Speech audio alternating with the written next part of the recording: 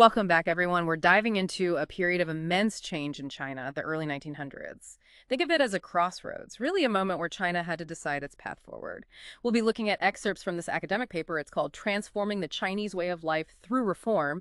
But, more than just that, we want to grapple with this question. How does a nation rebuild itself? Do you look outward, embracing new ideas? Or do you hold tight to tradition? China, in the aftermath of, well, let's be honest, what many saw as mistreatment by the West, had to face this very question. And it's such a compelling period because there was no easy answer. China was deeply divided. Imagine the weight of events like the Opium Wars, those unequal treaties that were imposed. It created this potent mix of resentment, but also national pride.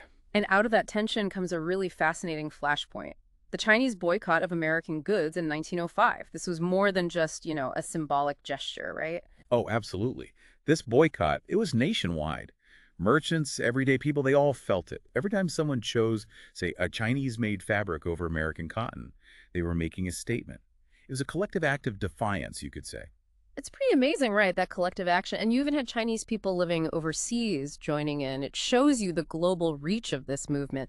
But even with all this anger, there was another strong current, this push for reform. Yeah, and it's important to remember, these reformers, they weren't just blindly trying to become Western. They were looking at examples like Japan. Japan had modernized. And look, they even defeated China in 1894, the first Sino-Japanese War, right? Reformers saw this and thought, hey, maybe we can adapt some of these strengths, revitalize China.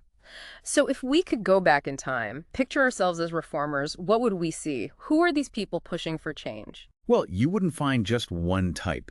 You'd have merchants who saw the benefits of international trade, wealthy officials, some even warlords who, let's face it, had financial ties to foreign banks. They wanted to keep those relationships strong. But here's something really interesting. These reformers, they were also questioning some deeply rooted Confucian values. They saw tradition as, well, potentially holding China back. That's pretty radical for the time, right, to question traditions like that. But of course, it wasn't just one side shouting into the void. We've got to talk about the revolutionaries. They had a completely different vision for China's future, didn't they? Absolutely. Thinkers like Sun Yat-sen, they saw Western influence as the root of the problem. They wanted a clean break, a total overhaul of the system. Their goal was a fiercely independent and, crucially, a democratic republic, and one that was free from foreign influence. So while reformers saw some value in, let's say, adapting elements of Western society, the revolutionaries wanted a total rejection. That creates a bit of a paradox, wouldn't you say? You're right. I mean, one revolutionary figure, Zhu Rong, he said, revolution is to eliminate what was corrupted and hold on to what is good, and to advance from savagery to civilization. But they were essentially trying to expel the very people who, in a sense, represented those ideals: democracy, nationalism. It makes you wonder what a truly independent China would have actually looked like to them, right? Now, to really understand the reformers, I think we need to talk about one of the most influential voices, Liang QiHao. Why was he such a key figure in this debate? Well, Liang, he's a fascinating blend of East meets West. He had this Western education, but he also deeply loved his own culture. He argued that China could, regain its former glory not by becoming Western, but by taking what he called the superior points of other nations, basically to make up for, well, where China was seen as falling short. That's a really interesting approach. Not just imitation, but a strategic integration. Almost a middle ground between those two sides, the reformers and revolutionaries. That's a good way to put it. And Liang was so compelling because he could bridge those worlds. He was a master communicator, and for him, reform wasn't just about politics and economics. He wanted to transform Chinese society from the ground up. And education? That was the heart of it all. Let's talk about that vision for a renewed China. What did that look like in reality? What exactly did he want to change? Well, one of the things he focused on was the huge gap between, the educated elite and everyone else, the people who couldn't read. He envisioned a China where knowledge, critical thinking, those were widespread, where people could really participate in shaping their nation. It wasn't about erasing tradition, but equipping people to build a stronger, more modern China. So basically empowering the people, that's a pretty powerful idea, especially given the historical context. But how did Liang and the reformers actually convince people this was the way to go? What was their strategy? They were really smart about how they framed things. They played on national pride, reminding everyone of China's incredible history, its potential. It was like, hey, we were once a great power. We can be again if we adapt, if we embrace change. They were almost channeling the spirit of those ancient dynasties, weren't they?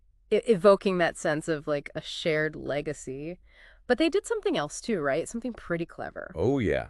They took those insults that the West had thrown at China, those derogatory terms like the sick man of the Far East, and Yeah. they turned them into rallying cries. They flipped the script completely. They said, Yeah, you think we're sick? We're about to wake up and show you what we're capable of. exactly. It was a way to Ah. channel that anger and frustration into something positive, to get people to unite around this idea of a renewed China. We've been talking about this clash of ideas in China reform versus revolution and how both sides were deeply rooted in love for their nation. But it makes you think, right? Even in times of upheaval, everyone's living a different reality. We talked about the economic side of this debate, but I'd love to dig into that more. Who actually benefited from, say, interacting with the West? And how did that shape their views? That's a great point. It shows that history is never just one story. Imagine you're a Chinese merchant in the early 1900s. You're exporting silk, tea, porcelain, whatever it might be, to Europe or America. Your business is booming because of this global trade. You're probably thinking, hey, this Western influence, it's not so bad after all. Yeah, for them, it's not just some theoretical debate, right? It's about their livelihood, their future. Exactly. And it's not just merchants either. Think about the wealthy officials, even some warlords. They've got connections to foreign banks, investments, all sorts of financial ties. So for those in power, reform might have meant stability, keeping the money flowing. Right. It's about protecting their own interests, too. It adds a whole other layer to this historical puzzle. It really does. It's never black and white, is it? History's always full of these shades of gray. But let's shift gears back to Liang QiHao for a moment. He was advocating for this renewed China, but it wasn't just about the economy, was it? No, no, he had a much broader vision. He really believed in the power of education to transform a nation. We talked about that a bit earlier, how it was central to his whole reform strategy. But what did it actually look like? Was he saying, okay, let's just copy Western schools and call it a day? Not at all. It was about equipping the Chinese people with the tools they needed. Knowledge, critical thinking skills, that kind of thing. So more than just rote memorization. Right. It was about empowering them to, question things, to analyze, even challenge those long-held traditions. So essentially, giving people the power to shape their own destiny. Exactly. And that's what made Liang so interesting. He understood that real progress needed a shift in mindset. It's a tough balance, isn't it? Modernizing while also holding on to your identity. How did he try to navigate that? He was a master at blending those two worlds. He drew inspiration from Confucian values, but he also saw the value in things like, democratic principles, individual liberty. So he saw value in both sides. Now let's imagine I'm just an average Chinese citizen back then. I'm a farmer working the land, struggling to make ends meet. How would Liang and the reformers have convinced me that their way was the right way? Well, they were amazing communicators, that's for sure. They would have tapped into your emotions, your hopes. They'd remind you of China's glorious past when it was powerful and respected. Appealing to that sense of national pride. Exactly. And they'd paint this picture of a future where China could be great again. A future where, your family could thrive. But they weren't just sugarcoating things, right? They acknowledged the problems too. Oh, absolutely. The poverty, the instability, the feeling that China was being left behind. They'd say, look, we need change, we need reform if we want to survive. And they had some pretty clever strategies for getting their message across, didn't they? They were masters of using language to their advantage. Remember those insults like the sick man in the East? Instead of shying away, they used them. That's fascinating, turning those insults into rallying cries. Yeah. It was like, you think we're weak? We'll show you. It channeled all that anger and frustration. It united people. So as we head into the final part of our deep dive, I want us all to think about that. The power of language, how it shapes perceptions, decisions, even history itself. It's amazing to think about these two forces, reform and revolution, both born out of love for China but pulling in such different directions. As we wrap up, I'm curious, what do you think? How much of what we see in China today can be traced back to those debates over a century ago? Oh, the echoes are definitely there. I mean, look at China's economic rise. It's a global powerhouse now. That's a direct result of embracing some of those reformist ideas, opening up to the world, modernizing. So in a way, the reformers, they kind of won, right? At least on the economic front. You can say that. But it's not a simple victory, is it? China hasn't just become a copy of the West.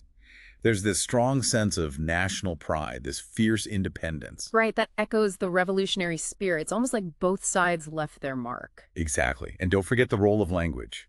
Both sides were masters at using it to shape the narrative. We've talked about that throughout this whole deep dive, Hmm. but how does that language, those narratives, continue to shape China's story today? Well, think about how China presents itself on the world stage.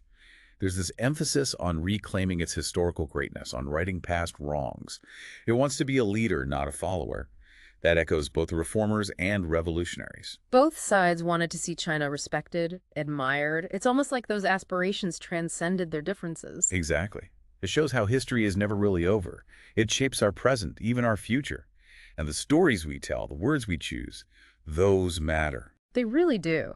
This deep dive into early 20th century China, I think it offers a valuable lesson. Language is powerful, and we all need to be aware of how it's being used, how it shapes our perceptions. Absolutely. It's about thinking critically about the messages we're bombarded with every day, and it's about finding our own voices, shaping our own narratives. Because those stories, those words, they define not just how we see the past, but how we imagine the future. Couldn't have said it better myself. Oh. We hope you've enjoyed exploring this fascinating chapter of history with us. Keep asking questions, keep digging deeper. And never underestimate the power of language to shape our world.